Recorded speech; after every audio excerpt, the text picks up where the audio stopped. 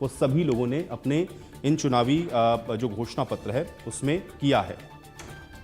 तो ये चुनावी वायदे हैं, चुनावी जो घोषणा पत्र सभी पार्टियों की ओर से जहां जहां पर भी पार्टी सिंबल पर चुनाव लड़ रही है उन सभी ने ये जो चुनावी घोषणा पत्र हैं उनको जारी किया है और अब जनता इन्हीं घोषणा पत्र के आधार पर वोट करने के लिए आज बाहर निकलेगी। तो इंडिया न्यूज़ भी आपसे लगातार ये अपील कर रहा है कि अगर आपके इलाके में, आपके निकाय क्षेत्र में आज मतदान है तो आप वोट जरूर करें, क्योंकि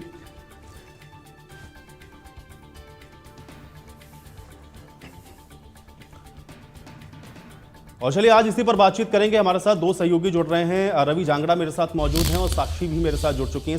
साक्षी, सबसे पहले मैं आपके पास आ रहा हूं। निकाय क्षेत्रों को लेकर के आज हम लोग देख रहे हैं कि मतदान होना है, क्या जानकारी है, किस तरह की तैयारी है, आज किस वोटिंग को लेकर के अपडेट करें साक्षी। जी बिल्कुल, देखिए आपको बता दें कि इस वक्त हम लोग मौजूद, पहला राजनीतिक परीक्षा जो है कहीं विधानसभा चुनावों के बाद ये सबसे बड़ी राजनीतिक परीक्षा जो है ये निगम चुनाव है। हालांकि स्थानीय निकाय चुनाव कहा जा रहा है, लेकिन तमाम जो दिग्गज हैं, चाहे वो बीजेपी के हों चाहे वो कांग्रेस के हो, सभी राजनीतिक दलों के जो दिग्गज है जो प्रक्रिया है उसकी शुरुआत हो जाएगी और उसके बाद ईवीएम में 13 तारीख तक जो उम्मीदवार है उनकी किस्मत का फैसला। चलिए साक्षी, मैं आपको थोड़ी देर के लिए रोक रहा हूं, आपका ऑडियो मुझ तक स्पष्ट नहीं आ पा रहा, हम दोबारा से कनेक्ट करेंगे। तब तक मैं रवि का रुख करता हूं। रवि, क्या जानकारी है? आज निकाय क्षेत्रों में चुनाव होने हैं और सभी जगह पर हम लोग देख रहे हैं कि बड़े इंतजाम किए गए हैं। किस तरह की अपडेट मिल रही है, रवि बताएं। बिल्कुल आयुष, अगर बात करें प्रदेश में 3 नगर निगमों के लिए चुनाव, अंबाला की बात करें, पंचकुला की बात करें या फिर जहां पर मेरी मौजूदगी है सोनीपत में, सोनीपत की अगर बात करें मेयर पद के लिए 9 प्रत्याशी चुनाव मैदान में हैं। 22 वार्ड हैं यहां पर और 22 वार्ड के लिए 89 प्रत्याशी अपनी किस्मत आजमा रहे हैं। हालांकि अगर उम्मीदवारों की बात करें तो उम्मीदवारों के लिहाज से कड़ी मशक्कत उनके द्वारा की गई थी। अगर मैं साथ ही साथ बात करूं दूसरे तमाम लोगों की, मतदाताओं की बात करूं तो मतदाता जो है 2,96,000 के करीब मतदाता अपने मताधिकार का इस्तेमाल करने जा रहे हैं। 1,53,000 की अगर बात करें, 1,53,411 पुरुष जो मतदाता हैं उनकी बात करें, 1,42,690 महिला अगर मैं बात करूं मतदाता उनकी बात करूं तो वो अपने मताधिकार का यहां पर इस्तेमाल करेंगे। 264 बूथ बनाए गए हैं और जिस बूथ पर मेरी मौजूदगी है वो हाइपर सेंसिटिव बूथ है। जटवाड़ा के गांव में जो है ये हाइपर सेंसिटिव बूथ है और यहां पर जो है आप देख पाएंगे अभी चूंकि मॉक पोल की प्रक्रिया कुछ देर के बाद शुरू होगी और उसके बाद जो है मुख्य जो मतदान की प्रक्रिया है वो शुरू होगी। हालांकि तमाम जो जितने भी यहां पर दिग्गज अपनी किस्मत आजमा रहे हैं, राजीव जैन की बात करें, बीजेपी के नेता हैं, इससे इतर अगर मैं बात करूं कमल दीवान कांग्रेस की तरफ से और आनंद की बात करूं वो भी जो है इनेलो की तरफ से चुनाव प्रक्रिया में जो है अपनी किस्मत आजमा रहे हैं। तो बेहद महत्वपूर्ण ये चुनाव है क्योंकि शहर की सरकार का यहाँ पर चुनाव किया जाना है, तो ऐसे में लोगों में उत्साह होना भी लाजमी सी बात है। जी बिल्कुल। और अगर रवि मुद्दों की बात की जाए तो किस तरह के मुद्दे इस बार वहां पर खासतौर से सोनीपत क्षेत्र में देखने को मिले हैं और किन मुद्दों पर इर्द गिर्द ये चुनाव घूमता हुआ वहां पर नजर आ रहा है? पानी की बात करें, पेयजल की बात करें, सीवरेज व्यवस्था की बात करें, विकास की बात करें, सड़कों की बात करें, तमाम ये इस तरह के मुद्दे हैं जहां पर जो है इस चुनाव में, नगर निगम के चुनाव में जो है वो गूंजते देखे जा रहे हैं। हालांकि पुलिस अधिकारी यहां पर उनसे मैं बात करूंगा किस तरह की तैयारियां की गई हैं इस चुनाव की बात करें। भाई साहब इधर ही बताइएगा, अति संवेदनशील बूथ की बात करें, किस तरह की तैयारियां की गई है? सभी अच्छी व्यवस्था की गई है। चलो मॉक पोल की प्रक्रिया जो है वो अभी शुरू हो चुकी है। हालांकि सिक्योरिटी के लिहाज से यहाँ आप देख पाएंगे मेरे पीछे ये मतदान केंद्र बूथ नंबर 1 जहां पर अभी जो है मतदान की प्रक्रिया वो कुछ देर के बाद शुरू होगी। लेकिन इससे पूर्व अगर बात करें मॉक पोल की जो प्रक्रिया उसको अमली जामा पहनाया गया। 264 के करीब बूथ बनाए गए हैं, 15 सेंसिटिव बूथ हैं जबकि 2 हाइपर सेंसिटिव बूथ इस पूरे अगर मैं नगर निगम क्षेत्र की बात करूं, सोनीपत की बात करूं, वहां पर बनाए गए हैं। तो अभी फिलहाल जो है अगर मैं बात करूं यहां पर जो पोलिंग एजेंट्स हैं वो भी आ रहे हैं। कुछ देर के बाद मॉक पोल की प्रक्रिया हालांकि अब शुरू हो चुकी है और ऐसे में कहीं ना कहीं ये काफी महत्वपूर्ण है सुरक्षा के लिहाज से, चाहे बात करें या फिर दूसरे तमाम जो इंतजामात के लिहाज से बात करें तो वो तमाम इंतजामात जो है वो पुख्ता किए जाने की बात कही गई है। जी बिल्कुल। और क्योंकि अब लगातार हम लोग देख रहे हैं कि जो लोग वोट करने के लिए निकलेंगे उनके लिए किस तरह के पोलिंग स्टेशंस पर इंतजाम है, इसको लेकर के भी कोई जानकारी है क्या रवि अभी? और मतदान में ज़्यादा से ज़्यादा लोग बाहर निकले और वोट करें कम से कम अपने शहर की सरकार को चुनने के लिए, इसको लेकर के किस तरीके से लोगों को जागरूक किया गया है, थोड़ा इसको भी अपडेट करें। बिल्कुल आयुष, एक अहम चीज बताना चाहूंगा मैं यहाँ पर। आप सुरक्षा के लिहाज से अगर बात करें, क्योंकि हाइपर सेंसिटिव ये बूथ है, बाकायदा ऑब्जर्वर्स की बात करें, पर्यवेक्षकों की बात करें, दूसरे तमाम लोगों की बात करें, पुरुष पुलिस कर्मचारी, महिला पुलिस कर्मचारी, पेयजल की व्यवस्था, और इसके अलावा अगर कोई दिव्यांग मतदाता आता है, इसके इतर अगर बात करें कहीं एम्बुलेंसेज की व्यवस्था, अगर इस तरह से फर्स्ट एड की बात करें, वो तमाम व्यवस्थाएं किए जाने के दावे जरूर जो प्रशासनिक अमला है उसके द्वारा किए जा रहे हैं। लेकिन इस बीच ये काफी महत्वपूर्ण हो जाता है कि जो इंतजामात हैं, जिस तरह के इंतजामात के दावे किए जा रहे हैं, वो कितने धरातल पर खरे उतरते हैं। लेकिन इस बीच अभी चूंकि 8 बजे से मतदान की प्रक्रिया शुरू होगी, 6 बजे तक मतदान की प्रक्रिया चलेगी, ऐसे में 2,96,108 जो मतदाता हैं वो अपने मताधिकार का इस सोनीपत के क्षेत्र में इस्तेमाल करेंगे। जाहिर सी बात है, बड़ी तादाद में महिला मतदाताओं की भागीदारी है। 1,42,690 के करीब महिला मतदाता जो है वो यहां पर अपने मताधिकार का इस्तेमाल करेंगी।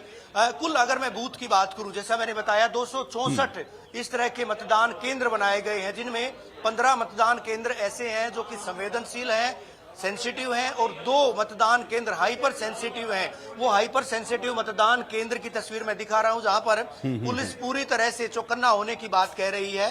किसी भी तरह से जो शख्स है उनको अंदर यहां पर नहीं जाने दिया जा रहा है। तो ऐसे में व्यवस्थाओं के लिहाज से बात करें, व्यवस्था जिस तरह की होनी चाहिए, जिस तरह से पुलिस कर्मचारी होने चाहिए, उनके लिहाज से जो है वो व्यवस्थाएं यहां पर की भी जा रही हैं। तो जाहिर सी बात है, शहर की सरकार का चुनाव होना है, और शहर की सरकार के चुनाव के लिए तमाम, चाहे प्रशासनिक अमले की बात करें, चुनावी अमले की बात करें, या फिर बात आम मतदाता की करें, वो भी पूरी तरह से जागृत है। मुद्दों की भरमार है, और मुद्दों पर किस तरह से यहाँ पर बात की जाएगी, किस तरह से लोग अपने मताधिकार का इस्तेमाल करेंगे, और वो तमाम चीजें जो है देखने को मिलेंगी। आयुष, बिल्कुल। चलिए रवि, आप मेरे साथ बने रहिए, लगातार हम इस बातचीत को जारी रखेंगे। रुक कर लेते हैं, हमारे साथ साक्षी जुड़ चुकी हैं। साक्षी का साक्षी, क्या अपडेट है फिलहाल, क्योंकि मतदान को लेकर के अब थोड़ा ही समय बचा हुआ है, किस तरह के इंतजाम किए गए हैं और क्या कुछ नजर आ रहा है इस बार के इस निकाय चुनावों को लेकर?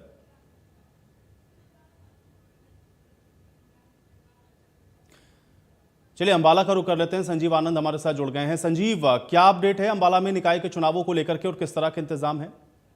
देखिए, अंबाला में शहर की सरकार जो है आज बनने जा रही है। आज जो है वोटिंग प्रक्रिया शुरू होगी। 191 बूथ 191 जो बूथ है वो बनाए गए हैं, और पुलिस प्रशासन के पुख्ता इंतजाम हैं।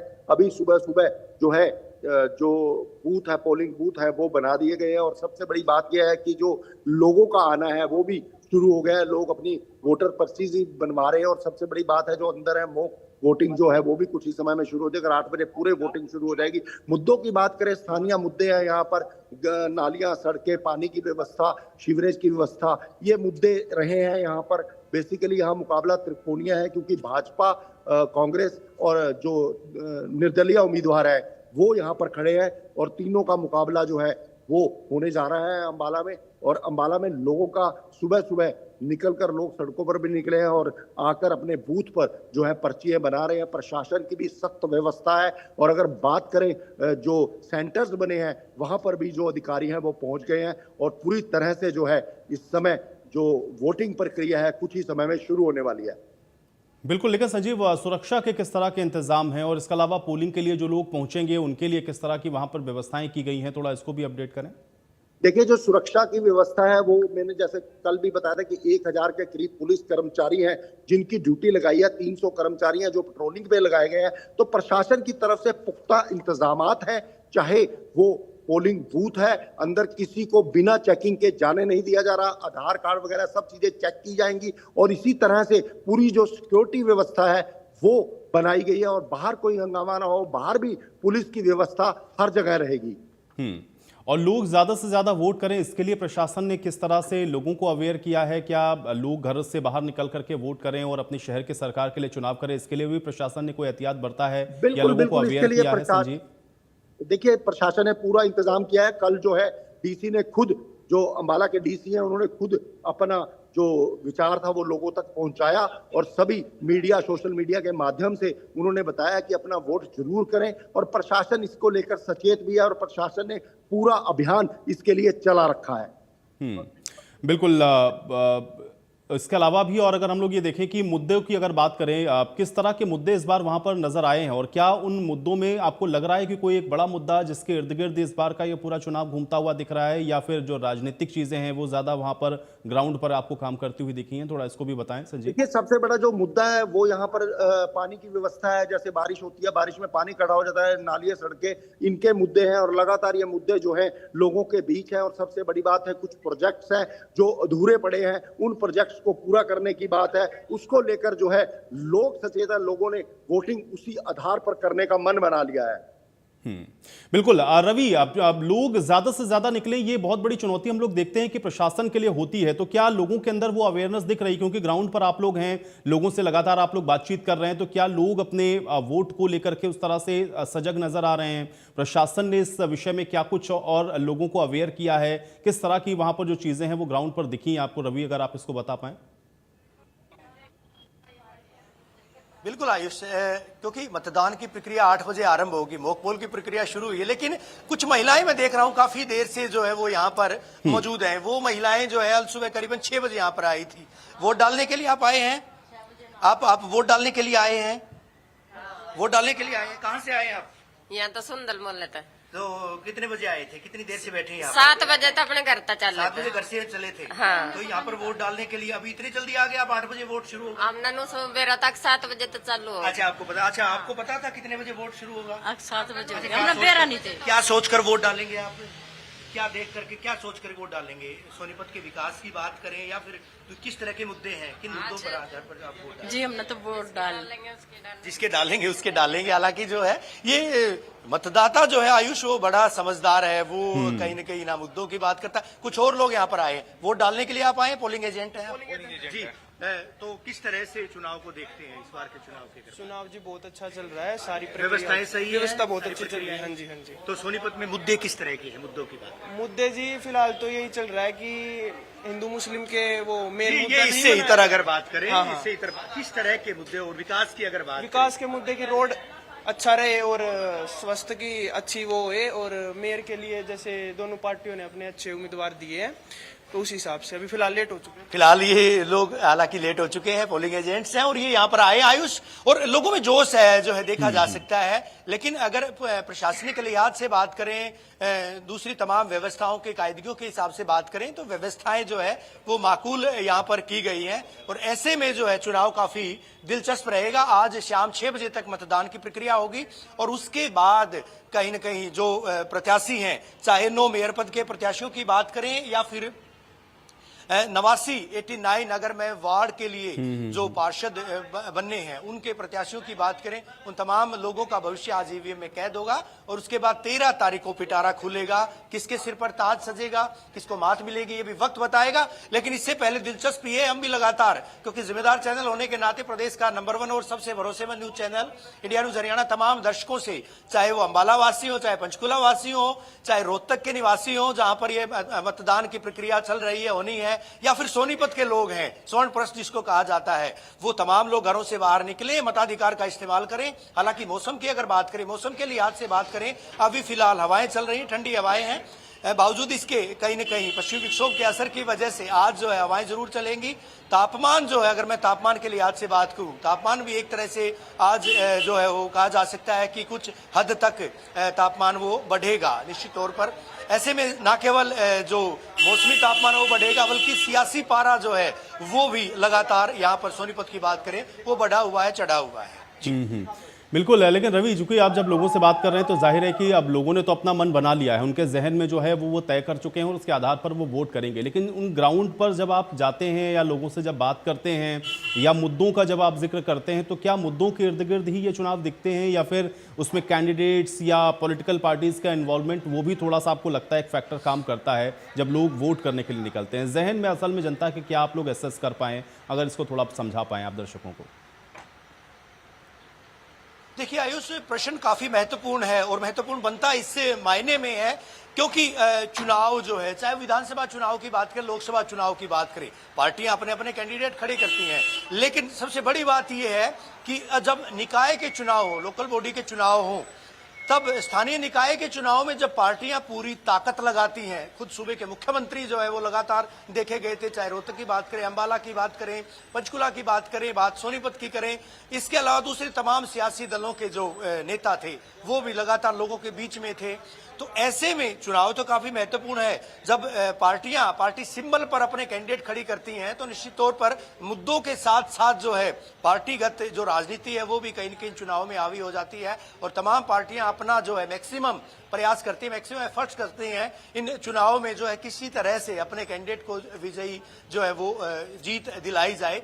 ऐसे में ये चुनाव भी इसी तरह का चुनाव है जहां पर पार्टी सिंबल पर, खासकर मैं बात करूं, कांग्रेस के कैंडिडेट चुनाव मैदान में हैं और इसके अलावा बीजेपी के कैंडिडेट चुनाव मैदान में हैं, तो जाहिर सी बात है सिर धड़ की यहां पर बाजी लगी हुई है, टक्कर है और पूरी तरह से, और मुद्दे जो है वो भी कहीं न कहीं हावी रहेंगे। विकासात्मक मुद्दों की बात करें या फिर दूसरे तमाम नीतिगत मुद्दों की बात करें, वो मुद्दे भी यहाँ पर इस चुनाव में हावी दिखाई देंगे। बहरहाल लोग किस लिहाज से मतदान करेंगे, मताधिकार का इस्तेमाल करेंगे, और हम तो लगातार यही अपील कर रहे हैं कि लोग, क्योंकि लोकतंत्र में अगर सबसे बड़ी ताकत किसी व्यक्ति के पास है तो वो है वोट की ताकत।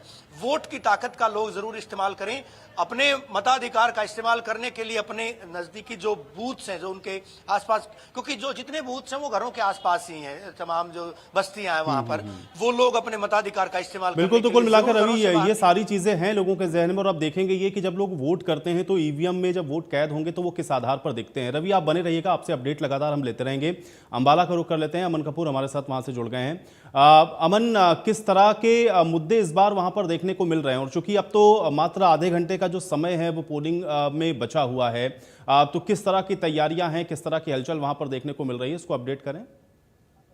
बिल्कुल, देखिए वोटिंग का जो काउंटडाउन है वो जो है कुछ देर में जो है हो गया है, और कुछ देर में चुनाव जो है होगा, और अभी मॉक ड्रिल होगी, उसके बाद चुनाव शुरू होगा। और चहल पहल की बात की जाए तो अभी बूथ जो है लगाए जा रहे हैं, कांग्रेस पार्टी हो, बीजेपी हो या आजाद उम्मीदवार हो, उनके जो बूथ्स हैं वो लगने का काम जो है फिलहाल चल रहा है। मुद्दों की बात की जाए तो अंबाला के अंदर जो सत्ता पक्ष है उनकी तरफ से विकास का मुद्दा रखा जा रहा है, उनके द्वारा जो काम जो है करवाए गए थे उनको जो है रखा जा रहा है। और दूसरी तरफ विपक्ष की बात की जाए तो वो अधूरे काम को लेकर जो है जनता के बीच पहुंचे हैं, और निकासी का मुद्दा अंबाला में सबसे बड़ा रहा है। गंदगी के मुद्दे की बात की जाए, बेसहारा पशुओं के मुद्दे की बात की जाए, तो इन तमाम मुद्दों को लेकर पक्ष और विपक्ष के बीच में जो है गहमा गहमी रही है। तो आज वोटिंग होगी तो उसके अंदर देखना होगा कि लोग किस तरफ झुकाव लोगों का रहता है। लोग विकास के मुद्दे पर वोट देते हैं या जो काम अधूरे रहे हैं उन चीजों को देखते हुए वोट देते हैं। तो अभी कुछ देर में मतदान जो है शुरू हो जाएगा। और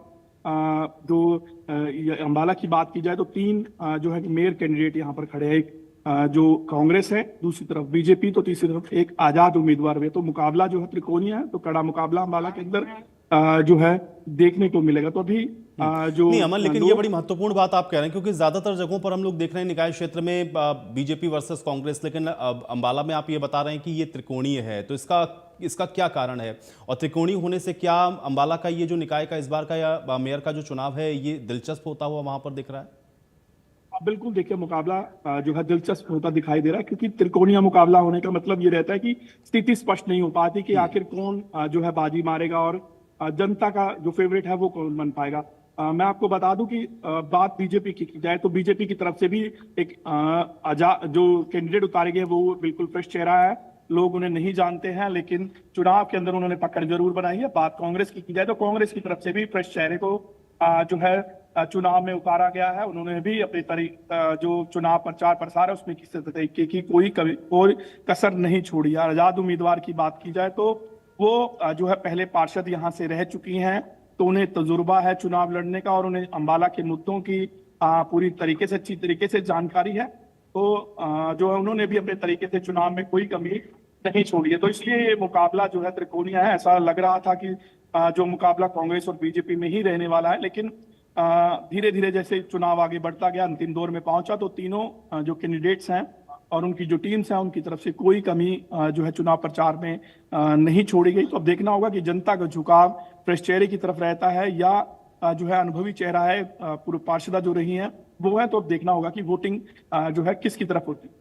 जी बिल्कुल, लेकिन अमन, चूंकि लगातार इन चुनावों की जब से घोषणा हुई, आप लोगों के बीच में जा रहे हैं, अलग अलग वार्ड्स में जाकर के भी लोगों से आपने बात की है, बड़े मुद्दे क्या हैं? क्योंकि अमूमन हम लोग देखते हैं कि निकाय के चुनावों में वही बेसिक कम्युनिटीज का जिक्र होता है कि सड़क, बिजली, पानी, सीवर, इस तरह की बातें होती हैं। तो अंबाला में क्या इन्हीं मुद्दों के इर्द गिर्द आपको ये सारी चीजें दिख रही हैं, या लोग कुछ और भी मुखर होकर के कहते हुए आपको नजर आए? ग्राउंड पर क्या कुछ था जब लोग से आप बातचीत कर रहे थे कि वो इस बार निकाय के चुनाव में किस तरह की जो सरकार है उसको चाहते हैं?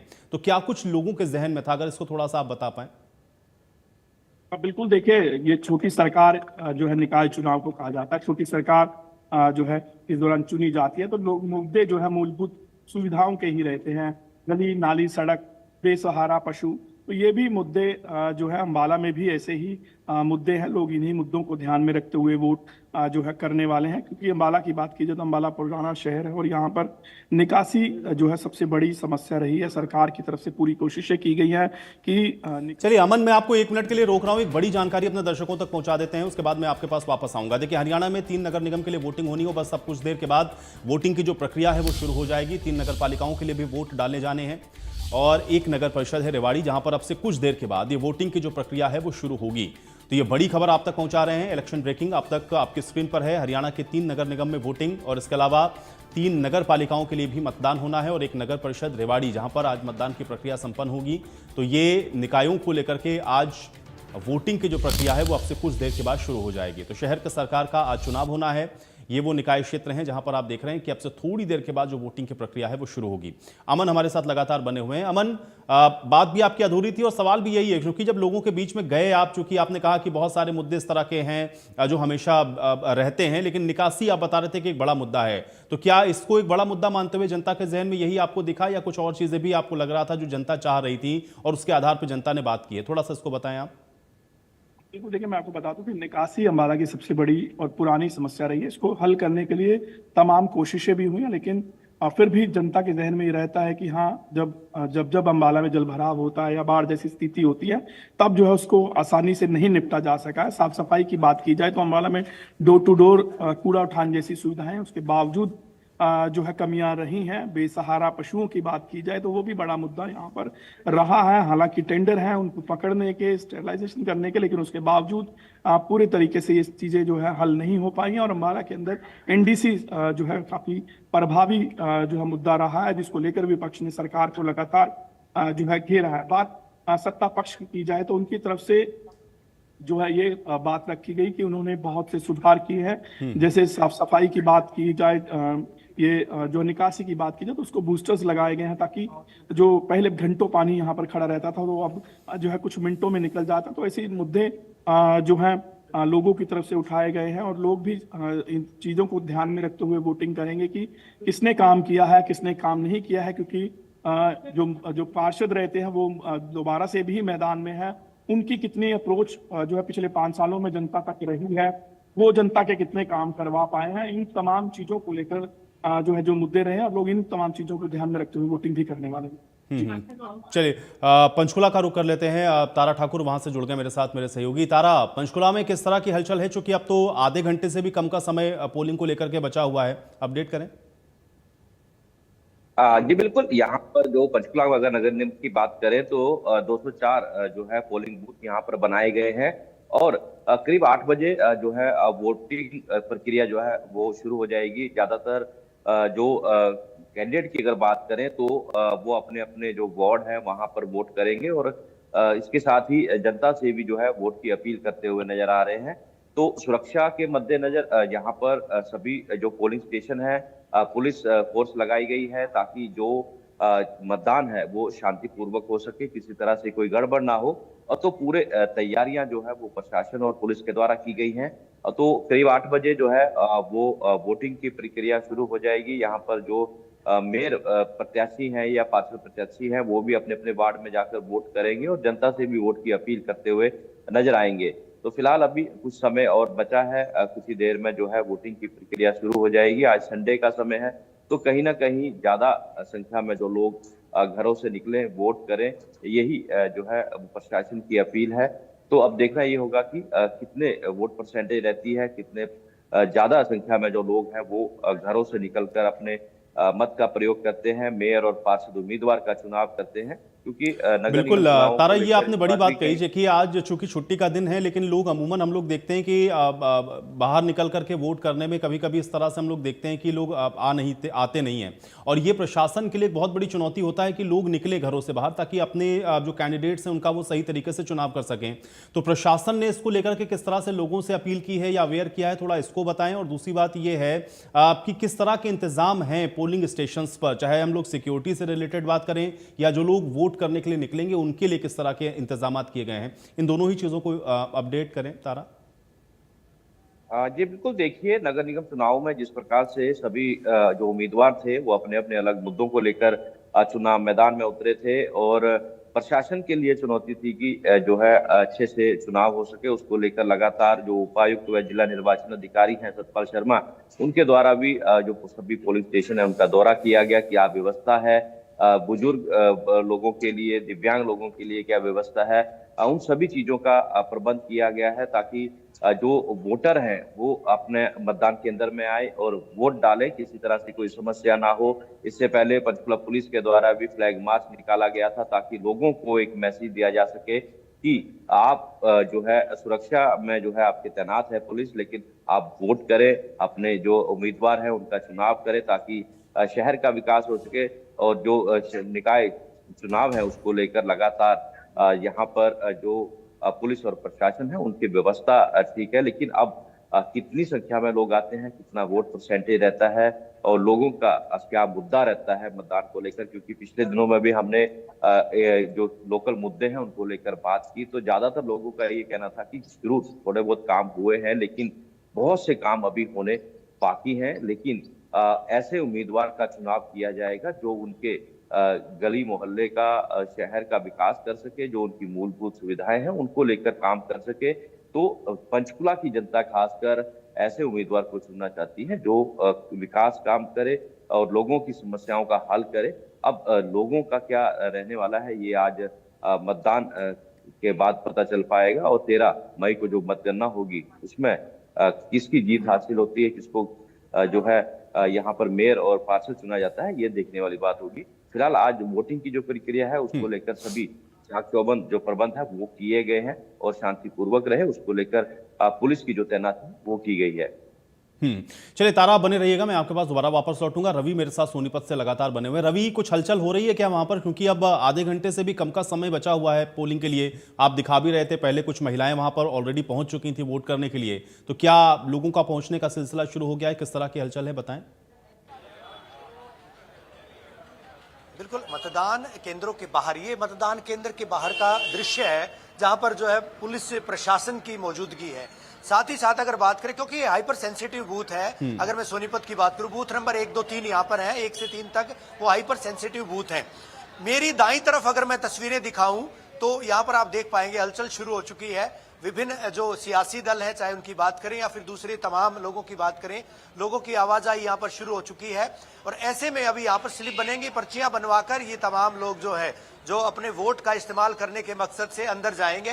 तो जाहिर सी बात है, क्योंकि बहुत कम समय बचा है और इन लोगों में इन लोगों का मानना है, इन लोगों की सोच है कि जल्द से जल्द अपने मताधिकार का ये इस्तेमाल करें और जो है अपने शहर की सरकार को चुनने में अपनी भागीदारी उसका निर्वहन करें। तो कहीं न कहीं आप देख पाएंगे लोग अभी तैयार हैं।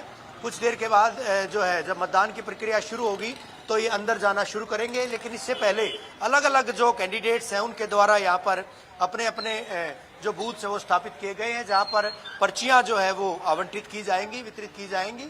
और इसके बाद जो है ये तमाम जो मतदाता है वो अपने मताधिकार का इस्तेमाल करेंगे। लेकिन इस बीच व्यवस्थाओं के लिहाज से अगर बात करें, क्योंकि अग्नि परीक्षा वो प्रशासन की भी है, कहीं न कहीं चुनावी अमले की भी है, और उसमें वो कितना खरा उतरता है ये भी देखने वाली बात होगी। चप्पे चप्पे पर पुलिस बलों की तैनाती की गई है। अगर मैं बात करूं सोनीपत की, तो यहाँ पर करीबन 1500 के करीब पुलिस अधिकारी कर्मचारी उनकी डिप्लॉयमेंट की गई है। 4 एसीपी है यहाँ पर, डीसीपी की बात करें, और इसके अलावा बात की जाए महिला पुलिस कर्मचारियों के, महिला पुलिस जवानों की, पुरुष पुलिस कर्मचारियों की, एनजीओज की बात करें, 30 जो है निरीक्षक, 30 इंस्पेक्टर यहाँ पर लगाए गए हैं, डीएसपी की तैनाती की। ये तमाम लोग जो है, ये तमाम चुनावी अमला इस चुनाव को शांतिपूर्ण तरीके से निष्पक्षतापूर्ण तरीके से संपन्न करवाने में अपनी अहम भूमिका का निर्वहन करेगा। लेकिन सबसे ज्यादा भागीदारी अगर किसी की रहने वाली है वो आम आदमी की, मतदाता बिल्कुल की, लेकिन उस वोटर की, चूंकि जो रवि कि आप दिखा रहे हैं और कैमरे में हम लोगों ने भी देखा कि काफी संख्या में लोग वहां पर पहुंचे हैं, तो क्या ये जो भीड़ दिखना अभी से शुरू हो गई है? क्योंकि अभी तो चुनाव को वोट करने के लिए अभी थोड़ा सा जो समय है वो बचा हुआ है, लेकिन उसके बावजूद भी मैं देख पा रहा हूं कि अच्छी खासी संख्या में लोग पहुंचना शुरू हो गए हैं, तो उत्साह दिख रहा है। कम से कम ये एक अच्छा साइन है कि लोग अवेयर हैं अपने मुद्दों को लेकर के भी और अपनी शहर की सरकार को चुनने को लेकर। देखिए, सबसे बड़ी बात यह है कि सोनीपत शहर के आसपास कुछ गांव भी लगते हैं और वो गांव भी चूंकि नगर निगम के तहत आते हैं। ऐसे में वो लोग, हालांकि ना खेतीबाड़ी का भी काम है, खेतीबाड़ी का इतना समय नहीं है, आज रविवार का दिन है, छुट्टी का दिन है, ऐसे में चाहे नौकरी पेशा लोगों की बात करें या दूसरे तमाम लोगों की बात करें, आम आदमी की बात करें, वो आ सकते हैं। एक बार फिर से वो तस्वीरें साझा करूंगा, मैं सहयोगी दीपक से अनुरोध कर, दीपक वो तस्वीरें जरूर दिखाइएगा किस तरह से लोग यहाँ पर जो है आए हुए हैं अपनी पर्ची बनवाने के लिए। और पर्ची बनवाने के बाद ये लोग जो है अपने मताधिकार का इस्तेमाल करेंगे, अपने वोट का इस्तेमाल करेंगे। लेकिन चुनावी अमला भी पूरी तरह से तैनात है। एक और तस्वीर साझा करूंगा, किसी भी तरह से अगर ईवीएम में किसी तरह की कोई परेशानी होती है तो चुनावी जो अमला है वो ईवीएम मशीनों के साथ पूरी तरह से तैनात है। एडिशनल जो मशीनें हैं वो ईवीएम मशीनें यहाँ पर जो है इस अमले के साथ है। ऐसे में कोई हिला हवाली ना बरती जाए, किसी तरह की कोई चूक ना रहे, इसके मद्देनजर जो है वो तमाम व्यवस्थाएं यहाँ पर पुख्ता की गई हैं, प्रशासनिक लिहाज से भी, पुलिस के लिहाज से भी, चुनावी अमले के लिहाज से भी। और लोगों से बार बार अपील भी की गई है प्रशासन के द्वारा कि लोग अधिक से अधिक अपने मताधिकार का इस्तेमाल करें। इस तरह की एक्टिविटीज भी चलाई गई थी, जागरूकता अभियान भी चलाए गए थे कि लोग बिल्कुल। तो चलिए रवि, आप नजर बनाए रखिएगा क्योंकि आज सारा दिन आपके जरिए ही हमारे दर्शक ही अपडेट देखेंगे और उन तक हम ये अपडेट भी पहुंचाएंगे। लेकिन फिलहाल के लिए शुक्रिया आपका, और तारा आपका भी शुक्रिया, आप भी नजर बनाए रखिएगा, आपके जरिए भी पंचकुला में क्या अपडेट है ये हम अपने दर्शकों तक पहुंचाएंगे। तो इस बीच कुछ अहम बातें आपको एक बार फिर से बता देते हैं। देखिए, नगर पालिका के लिए रोहतक की सांपला सीट पर मतदान होना है, हिसार की उकलाना सीट है और रेवाड़ी की धारूहेड़ा सीट है जहां पर नगर पालिका के लिए वोट होना है। तो इन क्षेत्रों में अगर आप रहते हैं, आप यहां के निवासी हैं, वोट आप जरूर करें। ये इंडिया न्यूज आपसे लगातार अपील कर रहा है। मुद्दों की बात हो रही है, विकास सबसे बड़ा मुद्दा है, सड़क, बिजली, पानी, सीवर, ये तमाम ऐसे बड़े मुद्दे हैं जिनको सभी ने अपने चुनावी घोषणा पत्र में रखा है। इसके अलावा नगर निगम के क्षेत्र अगर आप देखेंगे तो अंबाला, पंचकुला और सोनीपत, यहाँ पर आज मेयर के लिए भी मतदान होना है। तो इसलिए इन इलाकों में भी अगर आप यहाँ के निवासी हैं तो आप वोट जरूर करें। और साथ ही साथ रेवाड़ी की नगर परिषद के लिए भी आज वोटिंग होनी है। तो अगर आप रेवाड़ी के निवासी हैं, नगर परिषद क्षेत्र में आप रहते हैं, तो आप वोट करने जरूर जाएं। अब सीवेज की बात करें, सफाई व्यवस्था की बात करें, ये सब चुनावी घोषणा पत्र में लगभग सभी कैंडिडेट्स ने इन सारी चीज़ों का जिक्र किया है, सभी ने इसके वायदे किए हैं। तो अगर इन सारी चीज़ों को लेकर के आपको ये